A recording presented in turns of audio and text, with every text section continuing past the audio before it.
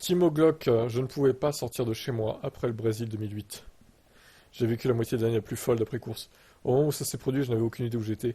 Je pense qu'on était P9 ou P10, même hors des points, je ne me souviens plus exactement. Ensuite, nous avons vu cette pluie arriver et l'équipe a décidé que nous n'avions rien à perdre. Ils ont dit restons sur la piste. J'ai dit les gars, c'est encore assez sec pour continuer avec les pneus rainures. S'il y a un peu de pluie qui arrive et qui refroidit, vous n'avez aucune adhérence. Je faisais le tour dans l'avant-dernier tour et il pleuvait déjà dans le dernier virage. J'ai dit les gars, il faut que je rentre. Je ne survivrai pas au dernier tour. Je n'ai aucune chance. Ils m'ont dit Timo, tu ne peux pas rentrer parce qu'ils étaient déjà en train de construire les barrières autour du podium. Et les gens flippaient que la voie des stands soit bloquée. Ah oui, d'accord. Putain. Mais ça, c'est n'importe quoi aussi.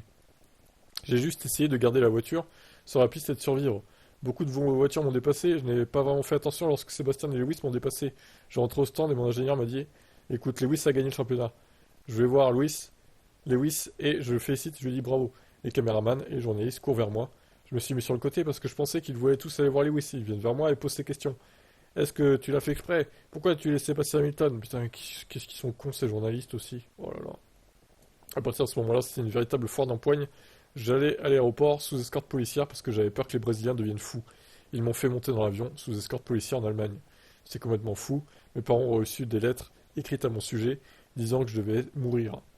On devrait m'interdire de participer à des courses. C'est vraiment effrayant pendant longtemps jusqu'à ce que la Formule 1 libère le bord.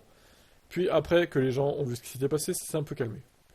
Eh, non mais il y aura eu les réseaux sociaux comme au point où on en est maintenant, mais sur Twitter, alors ça existait déjà à l'époque Twitter, mais il y avait beaucoup moins de monde dessus.